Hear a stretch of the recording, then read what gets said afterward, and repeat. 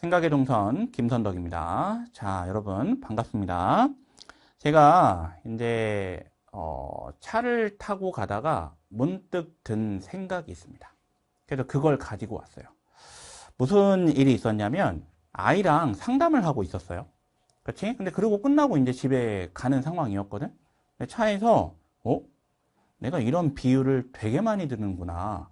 그래서 제가 2018년도부터 본격적으로 강의를 시작을 했는데 그때부터 현장에서 아이들하고 1대1로 만나서 대화를 할 때 이런 얘기를 진짜 그때부터 계속 해왔더라고요. 그리고 제가 이 이야기를 계속 해왔던 이유 중에 하나가 매해 끝날 때마다 뭐 카카오톡이 되었든 문자가 되었든 그리고 이제 요즘은 DM으로 선생님 그때 그 비유가 되게 와닿았다.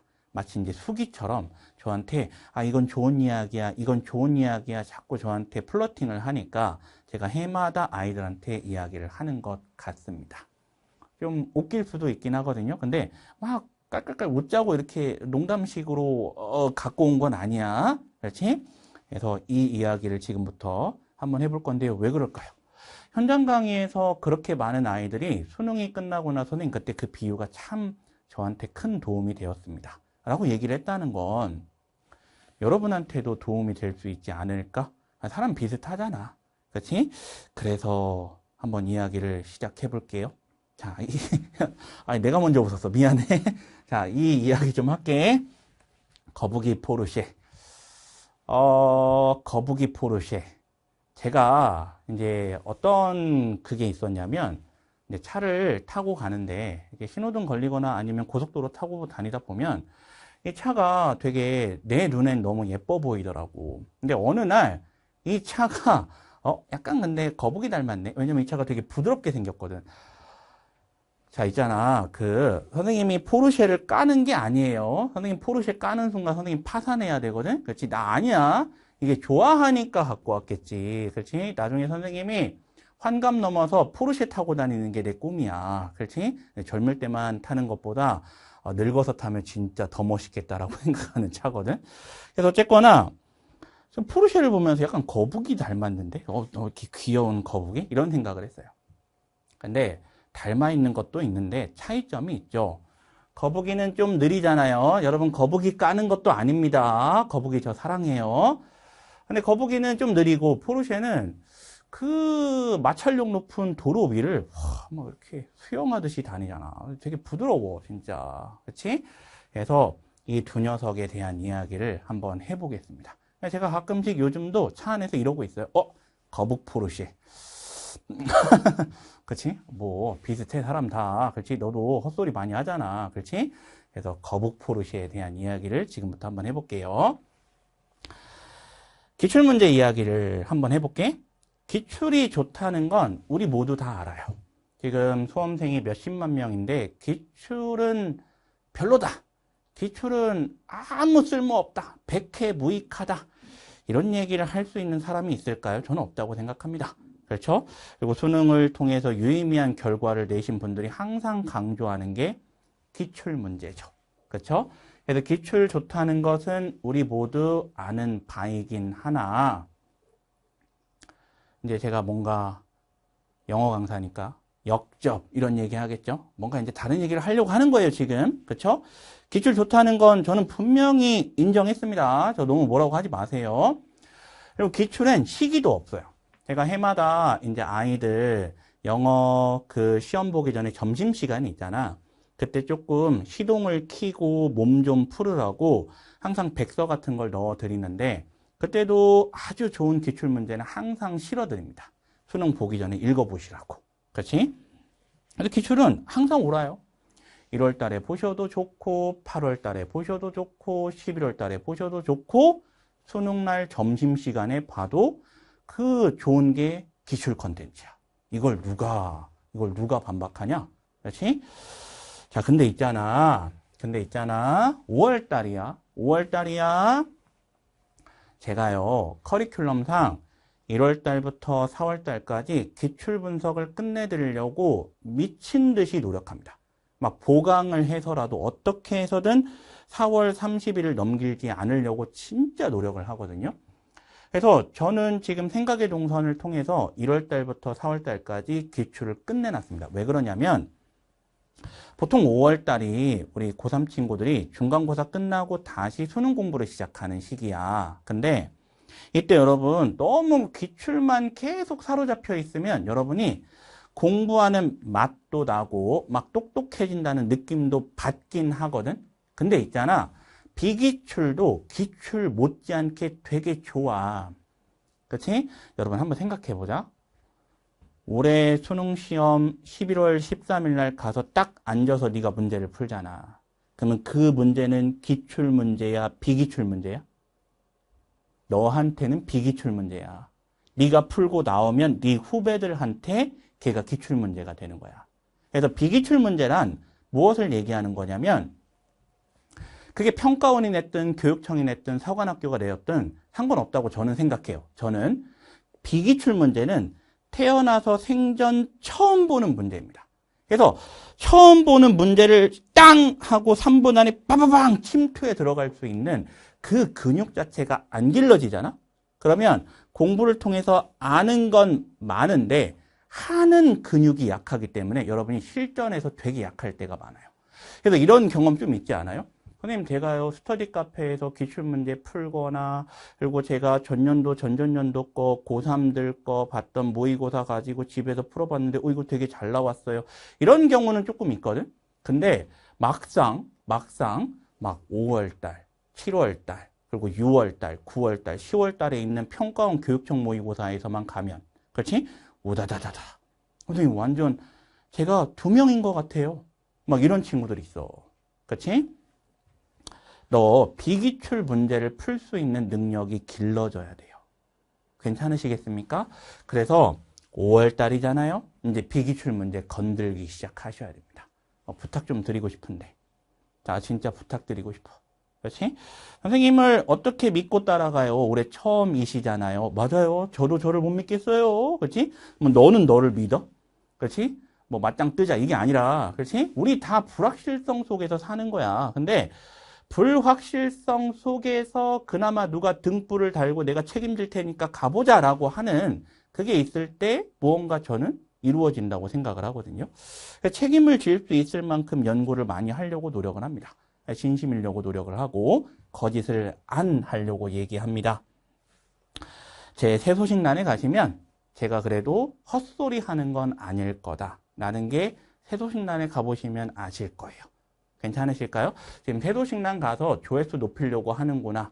그거 조회수 좀 높여서 뭐하게. 그렇지? 유튜브는 조회수가 높아지면 나한테 수익금이라도 발생하지. 새소식란은 그거 조회수 막 3억 이렇게 되어도 나한테 아무것도 없어. 그렇지? 자, 비기출 문제 저는 강조드립니다. 왜냐하면 그 새소식란에 있는 엄청난 성과를 이루었던 친구들이 기출 못지 않게 부지런하게 풀었던 게 비기출 문제입니다. 뭐 말이 복잡할 거 없어요. 소위 말해서 엔제 그리고 파이널 모의고사. 괜찮아? 여러분 엔제랑 파이널을 꼭 막 90월 달에 몰아서 풀어야 돼. 그거 늦어. 그거 늦어. N수생분들 공감하시죠? 그렇지? N수생분들 중에 공부량 많으신 분들 같은 경우는 3월 달부터 엔제 푸시는 분들이 있습니다. 3월 달부터 이 친구는 뭘 푸는 거야? 비기출 문제를 풀기 시작하는 거야. 그러면 얘네의 성과가 안 좋을까?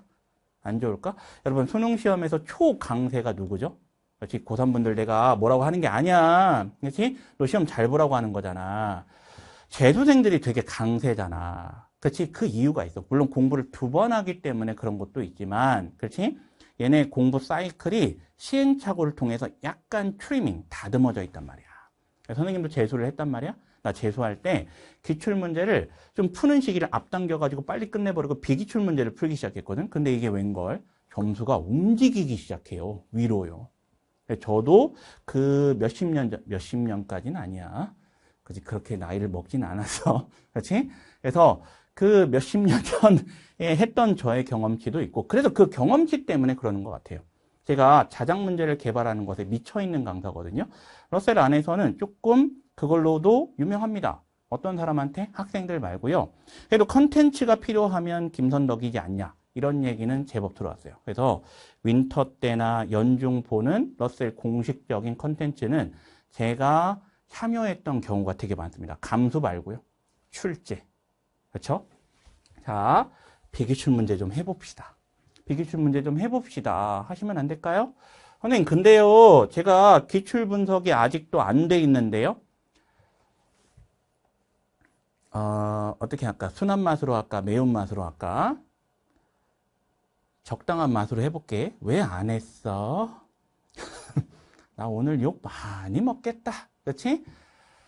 욕 먹으면 어때? 솔직히 말하면 누군가 올바른 소리는 하나 해야 되지 않아? 기출 안 했어? 아, 괜찮아. 지금부터 하면 돼. 이게 너한테 도움이 될까? 정서적으로는 되겠지.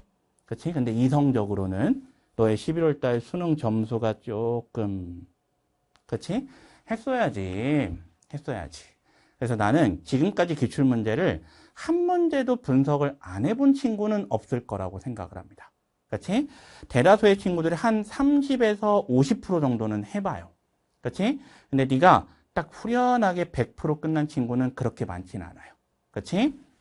그렇다면 지금까지 기출 문제를 조금 많이 안 해왔던 친구들은 이런 생각하면 좀 비효율적이야.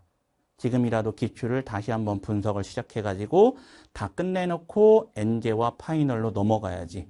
어느 세월에? 너 그거 다 하면 8월달 돼 있거나 9월달 돼 있거나 하면 어떡하려 그래? 2달 동안 수능 연습해가지고 하려고? 수능 벼락치기로 보려고? 번갯불에 콩 구워 먹으려고? 그렇지? 안 돼. 그래서 나는 개인적으로 병행을 했으면 좋겠다. 그래서 기출을 하면서 비기출을 같이 해나가는 게 어떨까라는 것을 제안을 합니다. 5월입니다. 저 5월 달이에요. 12월 달에 저 이런 행동 안 해요. 이런 짓거리 안 합니다. 12월 달에 내가 혹은 1월 달에 갓 이제 탄생한 신생아 같은 수험생한테 이런 행동을 하고 있다. 그거는 내가 은퇴를 해야 되는 상황인 거야. 그렇지? 근데 5월 달이니까 내가 지금까지 기출 분석 대충 했던 친구들 뭐라 하는 게 아니고 너 조금이라도 잘 봐야 되니까 방법을 조금 바꿔보면 어떠냐는 거야. 괜찮으시겠지? 지금 근데 제가 캐스트 보고 있는데요. 전 기출 분석이 잘 돼 있어요. 오, 그렇지, 잘했어. 그렇지, 그러면 너는 더 비기출에 올인을 하면 돼. 이제 세상에 있는 좋은 문제집을 벅벅 풀겠다고 생각해. 그래야 쑥쑥 올라가니까. 괜찮으실까? 자, 그래서 제가 말씀드리고 싶은 게 이겁니다. 좀 소심한 거북이가 되지 말자. 그렇죠? 여러분이 너무 기출에 갇혀 있는 경우가 많아요. 여러분이 생각보다 부지런하지 않기 때문에 기출 문제 한번 분석해 보라고 하면 막 무슨 1년 걸리는 친구들이 있거든. 그래서 수능 전주에도 비기출 문제는 거의 풀어보지도 않고 그냥 기출 문제만 계속 풀고 있어요. 그렇지? 근데 기출 문제는 푼다의 개념은 아니지 않아?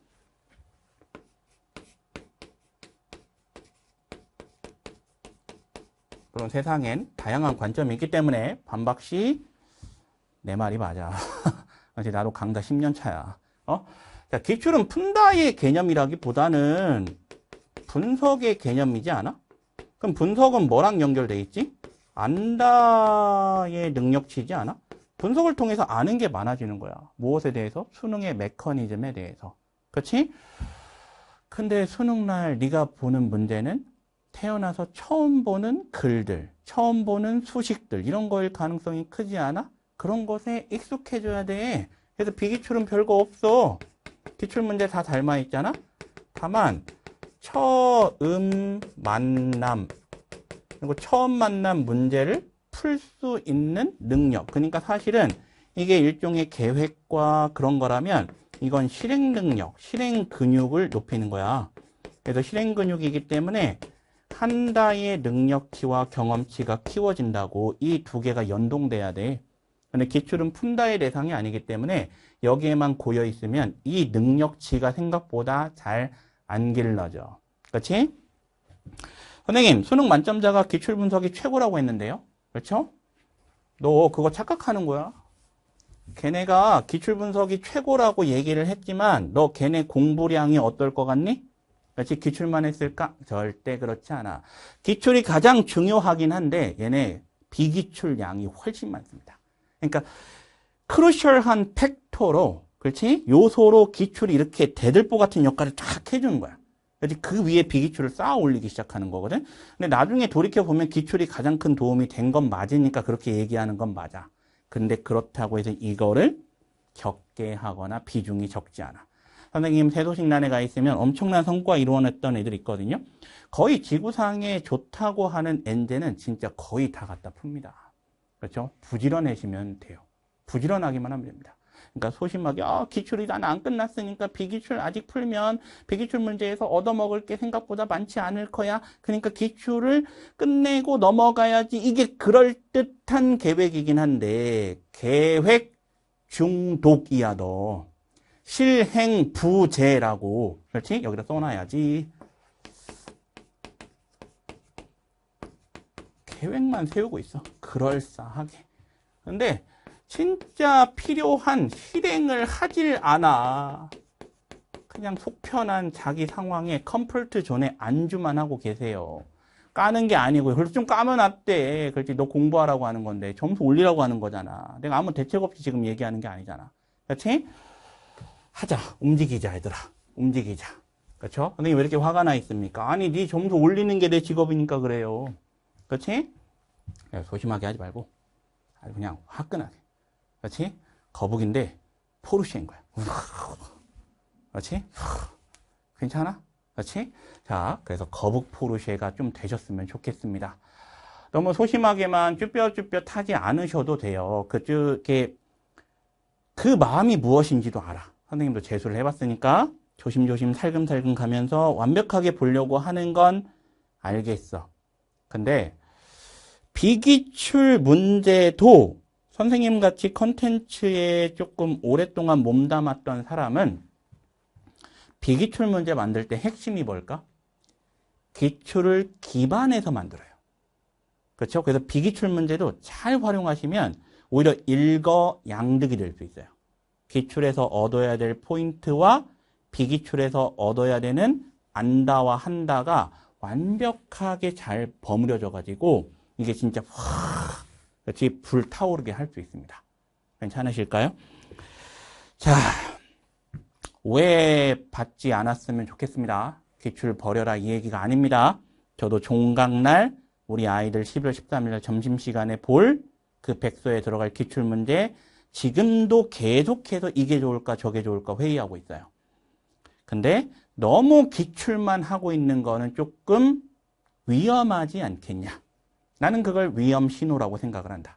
그래서 5월 달부터 비기출 문제를 조금 푸시면서 여러분의 한다의 근육을 키우셔서 여러분이 무언가 자꾸 공부하는데 올라가면서 유리창에서 머리를 콩콩 부딪혀가지고 막 맨날 거기 1등급이 눈에 보이는데 이러는데 탕 했는데 계속 2등급에 막 멈춰있고 이런 상황이 아니고 그냥 팡 올라가 버렸으면 좋겠습니다.